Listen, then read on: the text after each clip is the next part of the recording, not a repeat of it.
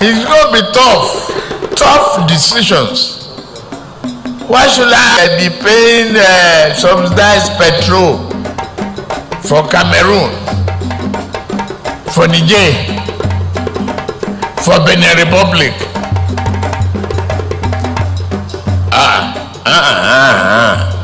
No matter how long you protest, we are going to remove subsidy. Good morning, viewers. You're welcome to the show. I'm your regular host, Rufai the Fire. Today, we're going to be looking at the issue of the removal of fuel subsidy and the impending strike action by the Nigerian Labour Congress. Our guest on the show today is none else than the Commander-in-Chief of the Armed Forces himself, Asiwaju Bola Ahmed. You're welcome to the show. Thank you for having me on the show, Rufai. You people are doing a good job. Yeah, Mr. President, your sudden removal of fuel subsidy at your inauguration while you were giving your inaugural speech has unleashed untold hardship on Nigerians, and the social media space is agog with complaints of people saying that barely 24 hours after your inauguration, people have started suffering. You see long queues at filling stations. You see people trekking. Untold hardship on the people. I want you to fact check me on this. Your regime is the first one that ushered in so much hardship in the history of this country. I want you on this show to tell Nigerians why you decided to unleash so much hardship on them barely 24 hours after you were inaugurated. Oh boy, you will learn to be calming down. The Asiwaju that you knew yesterday is not the Asiwaju that you know today. I am now the Commander-in-Chief of the Armed Forces. When forces are armed, the commander can ask them to harm somebody. 70 years old man. So, if I were you, I would be cautious in my speech. Let me first of all explain to people what fuel subsidy is all about, so that they can begin to appreciate why we needed to remove it. Fuel subsidy is the financial aid that we give to oil companies and marketers to cover the cost of oil production, considering that our refineries are not functional, considering that they have to transport crude to and fro abroad to refine at foreign-based refineries. So we are spending upwards of 40 billion naira per day to subsidize each liter of fuel by 600 naira, amounting to well over 1.2 trillion naira per month. You made a statement saying that poor people are angry and embittered by the removal of fuel subsidy. But I think that it is the rich people that should be angry. I put it to you, sir, with all due respect, that it is the poorest of the poor that are feeling the pinch the most. If you were to go on social media, I know you don't go on social media, but let's assume you go on social media, you would see poor people complaining every day. So it is going to be insensitive of you, sir, to say that it is the rich that is feeling the pinch. You, before you disrespect somebody, You will first of all put Your Excellency in front. Then after the insult, you will put with all due respect. Be careful, oh. Subsidy favors the rich because they are the ones that will run generator from morning till night.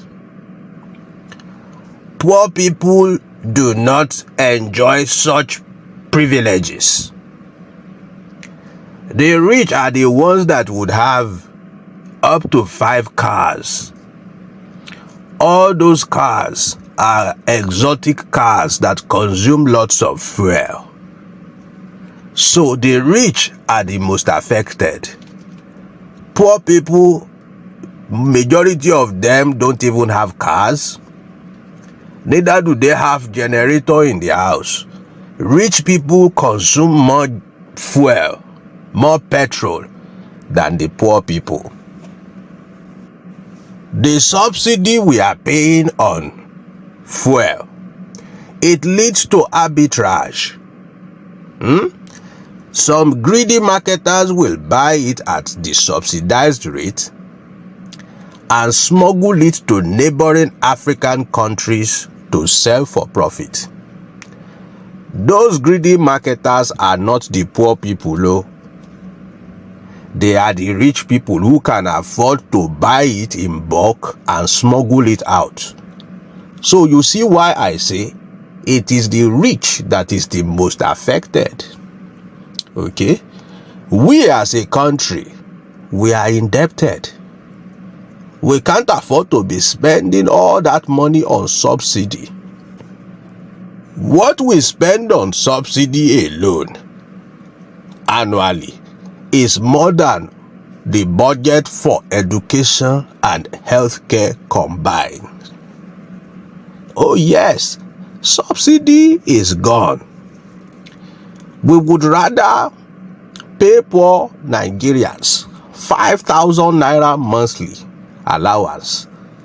Yes, to cushion the effect, rather than continue to pay subsidy on fuel. Your Excellency, sir, with all due respect, I feel that before the premature announcement of the removal of fuel subsidy, these palliatives should have been put in place before the removal to cushion the effect on the common man. I think that it is insensitive. I think that it is preposterous that this fuel subsidy should be removed at this time. You are talking about putting palliatives in place before we remove the fuel subsidy, but you are forgetting that it is the removal of this fuel subsidy that will free up some cash for us to be able to use in other areas. The money for the palliative, where will it come from if we don't stop paying all that money to fuel subsidy? So we cannot give palliative before we stop fuel subsidy, because fuel subsidy is the reason we do not have enough money for education, for healthcare, and even for the palliative that you are talking about. I really do not understand why people are criticizing the removal of fuel subsidy by my administration. The one that everybody is mentioning his name during campaign, that boy, Peter.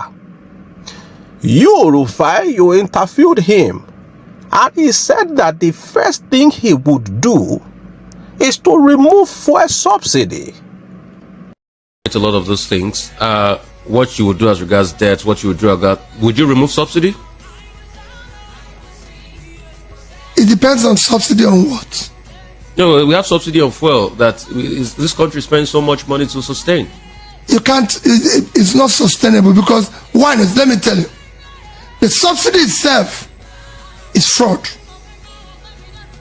Because the quantum of consumption in which you are subsiding is it has not been verified. It's not something that you can say there's no way we can consume that quantity in an unproductive country. There's no production to support that quantity of consumption. So it's fraud. So you have to deal with it. Well, they have removed it. That's what they've done. But I can assure you, it will go immediately. Subsidy, I've said it before, is organized crime. And I cannot allow it to stay a day longer. And I cannot remember you questioning him or criticizing him that day. He said that he will remove it.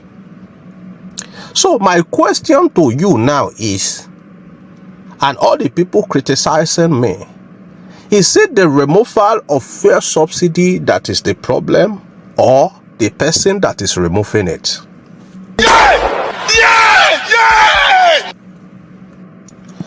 Because even the candidate of the PDP said it openly that he would remove fuel subsidy. Only very few presidential candidates had a different opinion. So the most important thing is that in the long run, we would be able to free up a lot of cash. More than 3 to 4 trillion naira would be freed up. And we can now begin to use the money in other key areas of the economy to strengthen it, pay off some of our debts.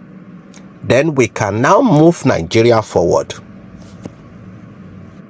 Well, I'm afraid, Your Excellency, you have a little bit of crisis in your hands, because the Nigerian Labour Congress leaders have threatened to go on a nationwide strike. Are you playing? What type of playing is this? Why is NLC planning to go on a nationwide strike?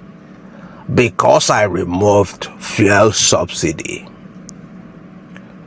Their own candidate that they campaigned for, he said it repeatedly that the first thing he would do is to remove the fuel subsidy. NLC did not see anything wrong with that. My question is, if the candidate they campaigned for was the one that won the election, would they be planning to go on strike for the removal of fuel subsidy that he already talked about repeatedly on several occasions? Election has come and gone. Aggrieved people are pursuing their case in the law court. Let us put Nigeria first. Let us forget our personal interest.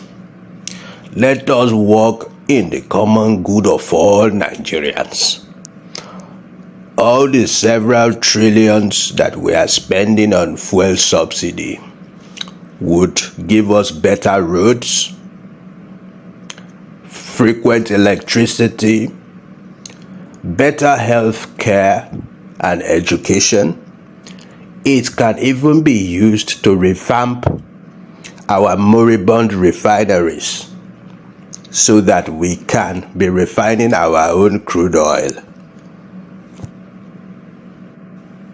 If Nigeria is good, it will be good for everybody.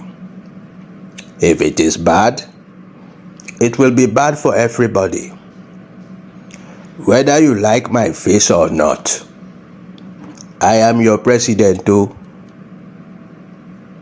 If I fail, I will fail you and your children and generation yet unborn. So I will advise that you wish me well and you support me, so that Nigeria will be good for everybody. That is all I have to say.